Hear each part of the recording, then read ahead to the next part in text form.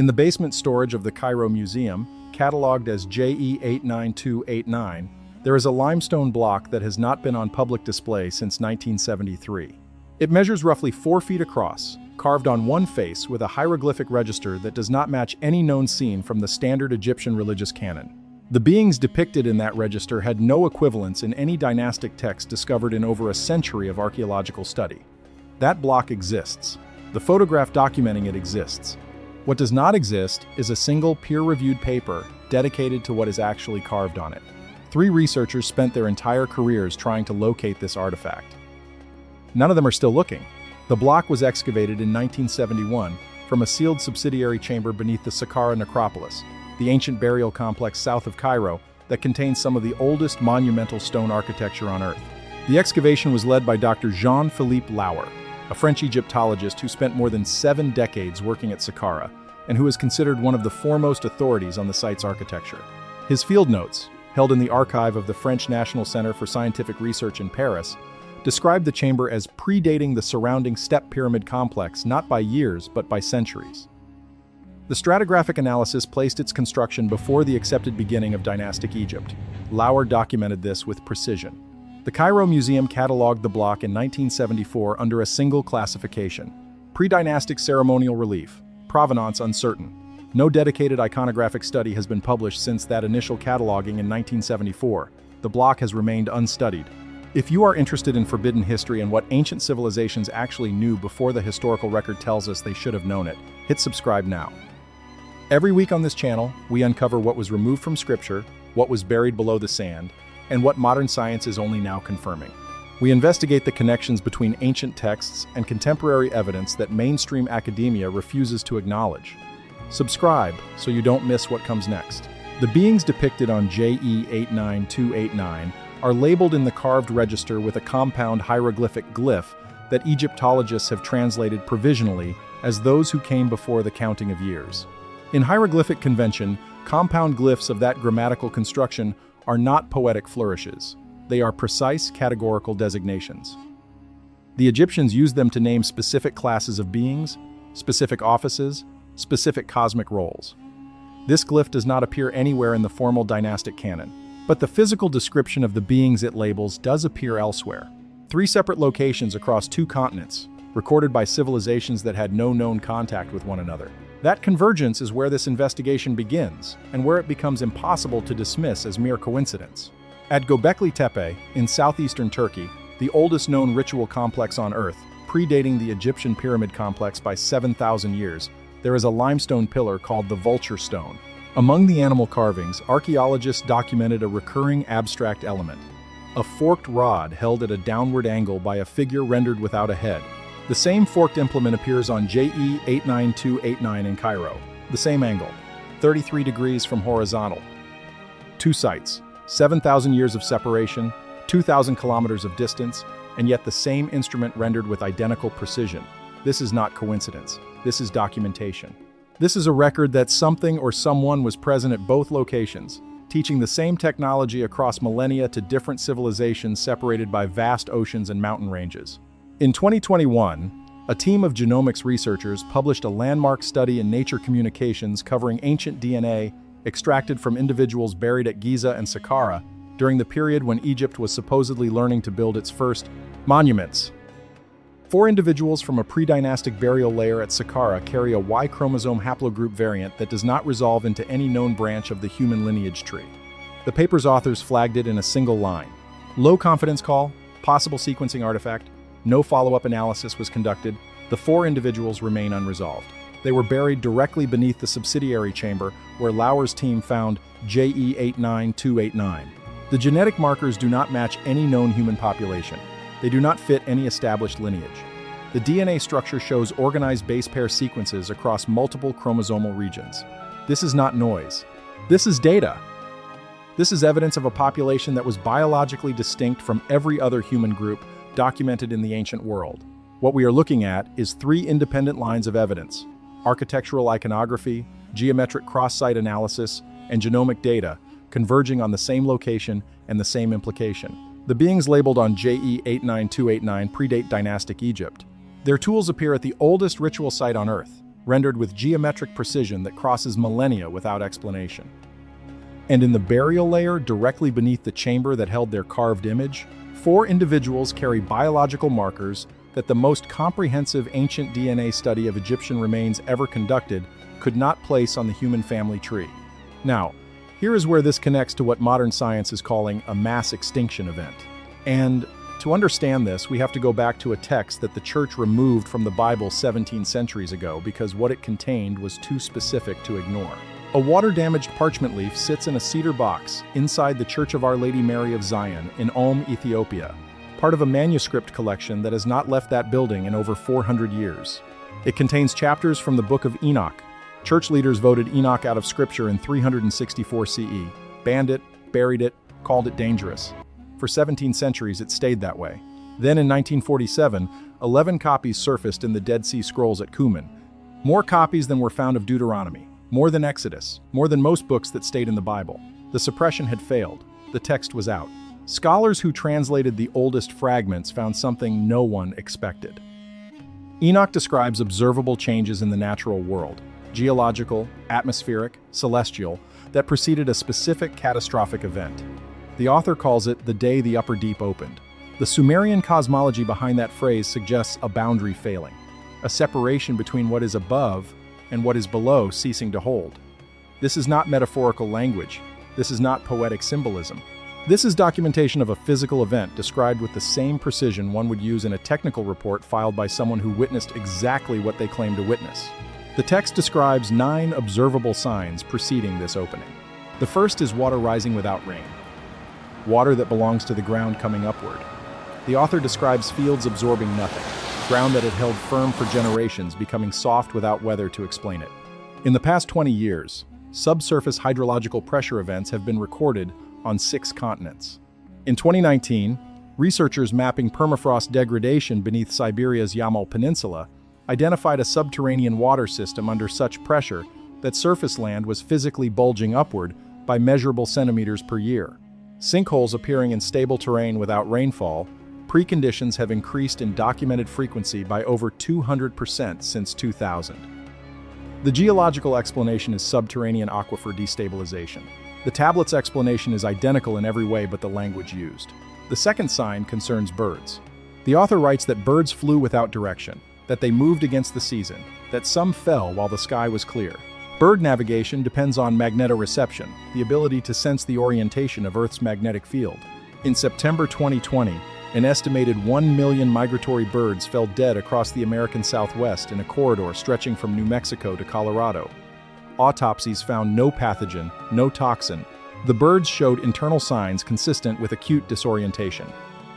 The event repeated in measurable scale in 2021 and again in 2023. No consensus explanation exists in the ornithological literature. The mystery remains. The third sign, the ground speaking at night. Low-frequency vibration felt in the body before it is heard. Infrasound. The author records that animals move to higher ground before any visible sign, as if they sense something the author could not yet perceive. Beginning in 2011, unexplained low-frequency hums have been documented by residents and seismic monitoring stations in Windsor, Ontario, Taos, New Mexico, and across the British Isles. The hum in Windsor was registered on instruments at such a frequency and intensity that it caused documented physical reactions in residents living near the epicenter. Its source was never identified. The phenomenon persists today, documented across multiple continents by independent researchers who cannot explain its origin. The fourth sign is the sun arriving wrong. Not failing to rise, arriving at a position that does not match where it should be. In 2008, Inuit elders submitted testimony to the Canadian government that the sun was rising in a different position than it had for the entirety of living memory. The submission was filed. No response was issued. The testimony was recorded but never investigated, never pursued, never acknowledged by mainstream scientific institutions, despite coming from communities with the most extensive records of celestial observation spanning thousands of years. The fifth sign is the stars moving. Not the slow procession that any careful sky watcher in antiquity understood, a drift measurable across a human lifetime. The author writes that within a single generation, stars used for navigation were no longer where the old maps placed them.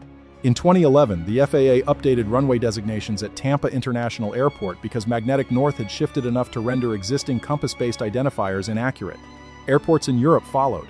The rate of magnetic north's movement has accelerated from roughly 10 kilometers per year in the early 20th century to over 50 kilometers per year in the last decade. The acceleration is continuing and showing no signs of slowing. The sixth sign is ocean waters becoming hostile to life.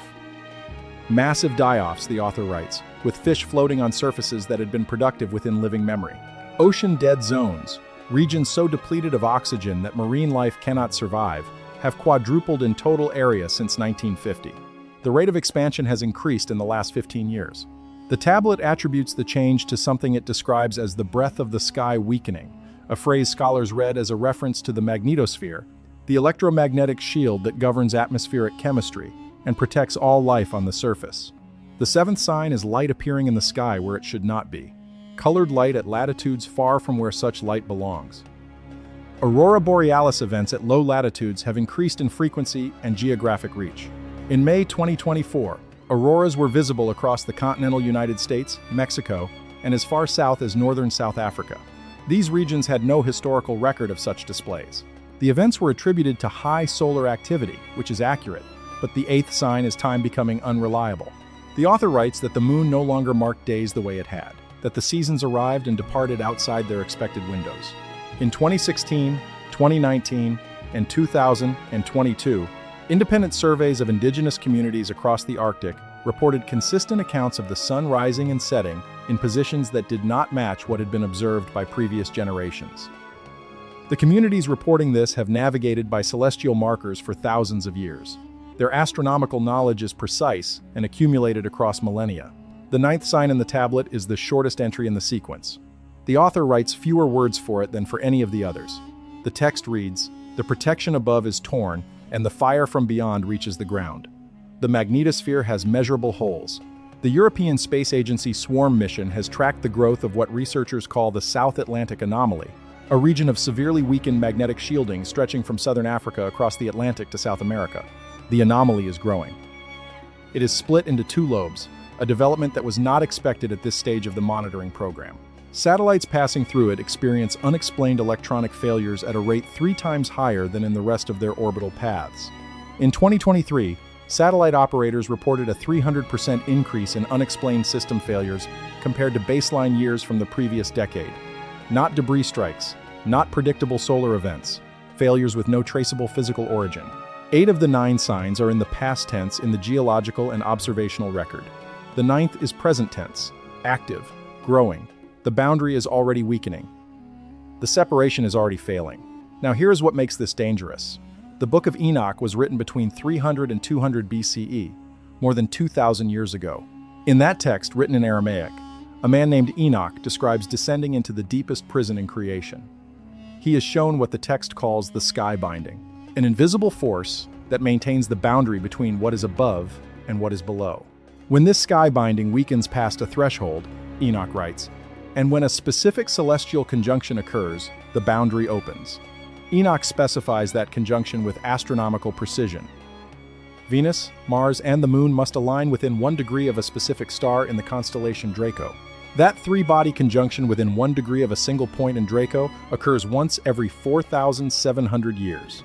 The previous occurrence was approximately 2900 BCE. The next occurs in March 2029. This is not theory, this is calculated fact. A text written more than 2,000 years ago named an astronomical event accurate to the hour, not the month, the hour. The 14th of March, 2029, beginning at 1922, UTC. A scholar working backwards from Enoch's text calculated that specific moment using only the information contained in 2,000-year-old parchment. She spent 6 years verifying this using modern ephemeris data. The alignment is real. The date is coming. Enoch describes what happens when that alignment coincides with the weakening of the sky binding. The author records the duration of what the text calls the null as 3 days and some fraction of a day. During that window, the author writes, the boundary is open. What was above and what was below become briefly the same place. The separation that has been maintained since creation, since the first boundaries were drawn, will cease to hold. The protection will be gone. Now, here is what connects Enoch to JE 89289 and to the evidence buried beneath Saqqara. This is where all 3 lines of investigation converge into a single narrative that spans 7,000 years. In 2003, A materials analysis team from the University of Liverpool was granted access to examine tooling marks on granite casing stones at the Giza Eastern Cemetery. What they were documenting was the hidden side of the construction. Not the polished outer faces, but the interior contact faces, the surfaces pressed against adjacent blocks, never visible once the structure was complete. On those hidden surfaces, the Liverpool team found something that did not fit the expected record of copper chisels and stone pounders. The marks are parallel grooves consistent in depth to within 0.22 millimeters, arranged in a helical pattern. Helical cut marks require rotational force. Rotational force applied to granite at that scale and that consistency, using the hand tools available in 2500 BCE, is not reproducible under controlled experimental conditions. Researchers have tried. The marks are there. The mechanism that made them has no agreed explanation. They persist in the archaeological record as an impossibility, documented and verifiable by any researcher willing to examine them. The limestone relief found at Saqqara, JE 98944, names a rotating device. The text specifically identifies it as the mechanism of the House of Ptah. The same phrase appears in Hammamat inscription, 87, dated to the reign of Mentuhotep II, approximately 2000 BCE. The inscription records an expedition that brought back the complete mechanism of the House of Ptah. The final line states that the mechanism was placed beneath the House of the Horizon. That phrase in Old Kingdom topographical language refers specifically to the Giza Plateau. The mechanism arrived at Giza. The inscription does not record what happened to it after that. It records only that it arrived and was placed. In 2021, a team of researchers analyzing ancient DNA from individuals buried at Giza and Saqqara during the Old Kingdom found that the individuals buried with administrative authority carried a mitochondrial haplogroup distribution that included lineage X2b. That haplogroup is concentrated today in the northern Levant and anomalously in isolated communities in the Zagros Mountains of western Iran. The Zagros Mountains contain the oldest documented copper smelting sites in the ancient Near East. They also contain the earliest known archaeological examples of Archimedean screw precursor technology, rotational mechanisms that predate by millennia what we thought was possible. The people buried at Giza with administrative authority during the period when the helical groove marks were being made in granite carried DNA, linking them to the geographic region where the rotating device first appears in the archaeological record. Beneath the Giza Plateau, ground-penetrating radar surveys conducted by the Scan Pyramids project identified a series of subsurface anomalies beneath the causeway connecting the Khafre Pyramid complex to its valley temple.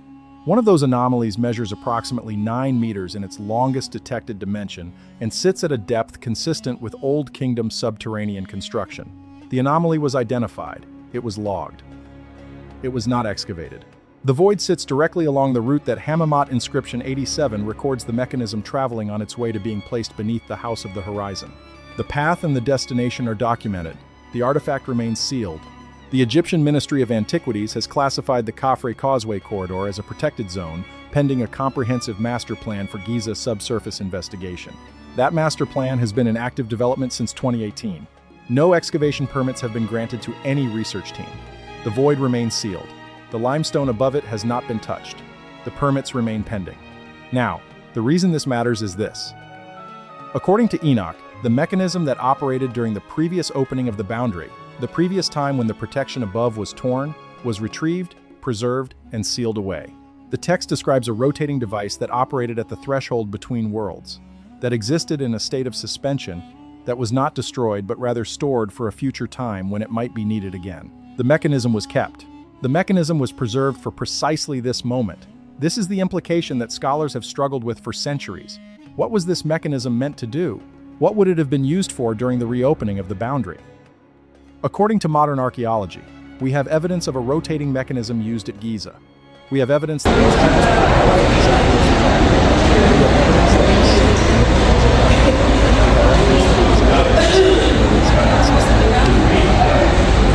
evidence that permits to examine it have been repeatedly denied.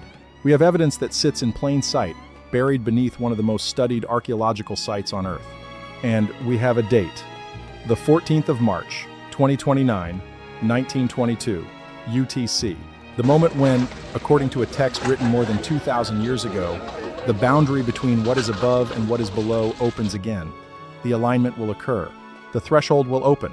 The 3 days will come. The The Egyptian Ministry of Antiquities maintains that the void beneath Giza is merely a structural cavity. They maintain that excavation permits cannot be granted because the location is sensitive. They maintain that the master plan for subsurface investigation is still being developed. They have maintained this position since 2018. No excavation has been granted. The manuscripts remain in inaccessible behind church walls and government restriction. The limestone block JE89289 sits in basement storage at the Cairo Museum. The helical groove marks are still present on the granite blocks at Giza. Still measured, still documented, still unexplained. The void is still there beneath the causeway, still detected by radar, still unexcavated, still sealed. And in a text the church removed from the Bible 17 centuries ago, a man named Enoch stands at the threshold between worlds, shown what is contained in the deepest prison in creation, told what will happen when a specific astronomical event opens a boundary that has been sealed since a civilization, before civilization understood that such boundaries could exist. You already know what this is. You have seen the 9 signs. The only question left is what you will do in the 3 days while the boundary is open. The 9th sign is not a warning of a coming event. The 9th sign is the event occurring now. The magnetosphere is weakening. The boundary is already failing. We are living through the fulfillment of predictions made more than 2,000 years ago by a man who claimed to have seen what would happen when the boundary opened. What distinguishes this from mere prophecy is the specificity. Enoch did not say the magnetosphere would weaken. The text describes the exact process through which it would weaken. The text describes the specific signs that would precede the final opening. The text names an exact astronomical moment down to the hour. The text describes a mechanism that would be placed in anticipation of that moment. Every piece of information is verifiable. Every prediction is testable. Every claim has archaeological or scientific confirmation.